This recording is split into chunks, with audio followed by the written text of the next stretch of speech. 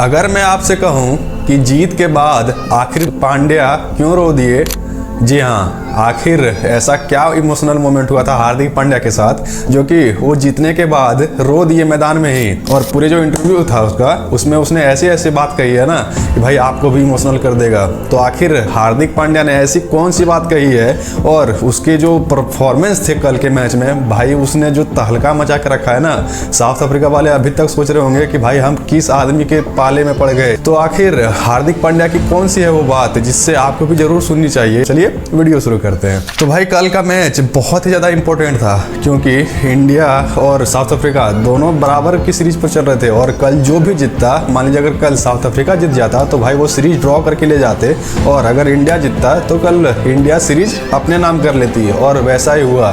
तो भाई कल टॉस जीता था साउथ अफ्रीका ने, और टॉस जीत के उन्होंने कहा कि हम पहले बॉलिंग करेंगे क्योंकि बाद में हो सकता है कि ड्यू आ जाए, और सूर्य कुमार यादव भी पहले बैटिंग ही करना चाह रहे थे। लेकिन उसके बाद जो संजू सैमसन और अभिषेक शर्मा ने ताबड़तोड़ बैटिंग करना चालू किया।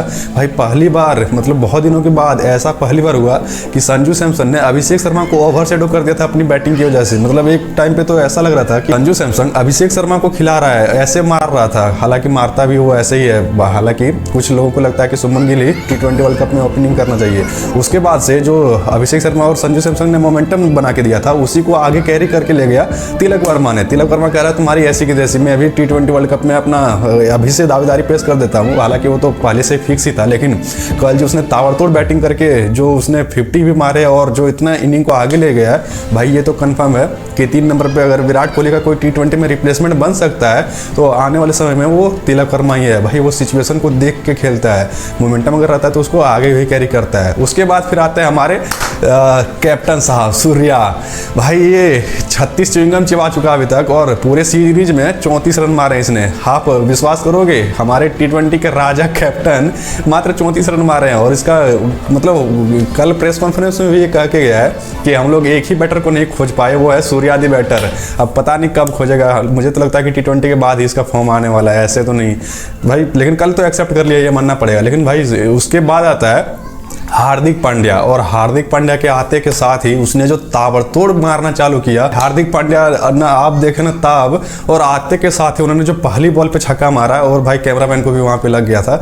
लेकिन उसके बाद से हार्दिक पांड्या रुकने का नाम ही नहीं ले रहे थे, चाहे वो स्पिनर हो चाहे वो फास्ट बॉलिंग हो। एक ओवर में उन्होंने 31 रन बटोर लिए थे। तो वहां से एक टाइम पे हार्दिक पांड्या 7 बॉल में 31 रन पे था, और 16 बॉल में 54 रन पे पहुंच गया। और भाई T20 हिस्ट्री में सबसे ज्यादा फास्टेस्ट से 50 मारने में युवराज सिंह के बाद हार्दिक पांड्या का नाम उसमें आ गया, जो कि 16 बॉल में 54 रन मार के कल वो बैटिंग कर रहा था। उसके बाद तीसरे नंबर पे आता है अभिषेक शर्मा, भारत की है, उसमें उसने 17 गेंद में अपनी 50 मारी है। तो भाई हार्दिक पांड्या कल तो बहुत ही ज़्यादा गुस्से में लग रहा था। भाई पता नहीं किसका उसको अपना चेहरा दिख रहा था, लेकिन सबको कूट ही रहा था। उसके बाद फिर आता है जैसे ही हार्दिक पांड्या आउट हो गया तो वहाँ तक तो कुछ मोमेंटम रह ही नहीं गया था साउथ अफ्रीका के पास, और सारा का सारा मोमेंटम इंडिया के पास ही था। और जो भी बच्चा कुछ कसर था वो शिवम दुबे ने आके पूरा कर दिया। उसके बाद फिर आती है टीम इंडिया बॉलिंग करने, और बॉलिंग में तो जो पहले से था ही वो तो है ही, लेकिन अर्शदीप सिंह का जो यहाँ मोमेंटम होता है वो भाई कहीं ना कहीं लग रहा है कि इवन आउट करके मैच में आता है। भाई इस मैच में भी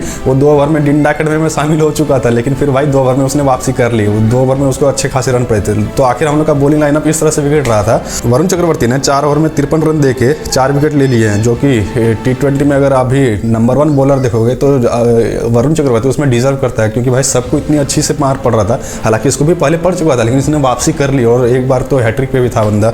उसके बाद जसप्रीत बुमराह कोट आदमी, भाई 4 ओवर में 17 रन देके 2 विकेट, मतलब ये 5वें ओवर में आता है। और भाई इतनी क्रूशल वहाँ पे मोमेंटम था, अगर वहाँ पे जसप्रीत बुमराह भी अगर मार खा जाता ना तो मोमेंटम सारा का सारा वो साउथ अफ्रीका ले जाती। उसके बाद फिर Hardik Pandya 3 over 41 run 1 wicket, मतलब कि साउथ अफ्रीका वाले सोच रहे थे कि अगर तुमने मुझे मारा है तो मैं भी तुम्हें मारूंगा। भाई डेविड ब्रेविस और डिकॉक ने मिलकर 1 ओवर में हार्दिक पांड्या को 19 रन लूट लिए थे। तो भाई लेकिन फिर भी हार्दिक पांड्या ने उसी को आउट कर दिया, ब्रेविस को। उसके बाद फिर आता है Arshdeep Singh 4 over 47 run 1 wicket देके, और हालांकि ये टीम इंडिया मैच 30 रनों से जीती है। अब यहाँ पे सबसे बड़ा यही सवाल है कि अगर भाई हार्दिक पांड्या उस ताबड़तोड़ इनिंग नहीं खेलता तो भाई हम लोग कहीं ना कहीं हार सकते थे, क्योंकि अगर वो आते के साथ ही 7 बॉल में अगर रोक के खेलता तो हम लोग क्या कर लेते, लेकिन वो उसने मोमेंटम खींच के रखा। अब बात कर लेते हैं कि हार्दिक पांड्या ने क्या कहा है। तो भाई हार्दिक पांड्या ने प्रेस कॉन्फ्रेंस में कहा कि भाई अहमदाबाद मेरे लिए हमेशा से एक स्पेशल मोमेंट रहा है, और जब कल टीम इंडिया जीती थी तो कमेंटेटर भी यही बोल रहे थे कि भाई हार्दिक पांड्या को यहाँ पे इस मैदान में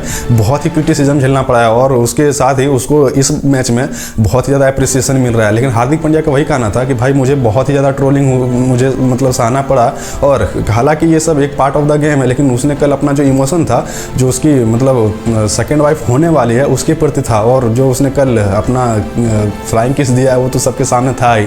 तो भाई हार्दिक पांड्या कल बहुत ही ज़्यादा इमोशनल हो गए थे। कमेंट बॉक्स में जरूर बताएं। वीडियो अगर पसंद आए तो लाइक करके सब्सक्राइब भी कर दीजिएगा। मिलते हैं एक और नए इंटरेस्टिंग अपडेट्स के साथ और T20 वर्ल्ड कप के स्क्वाड के साथ। तब तक के लिए जय हिंद।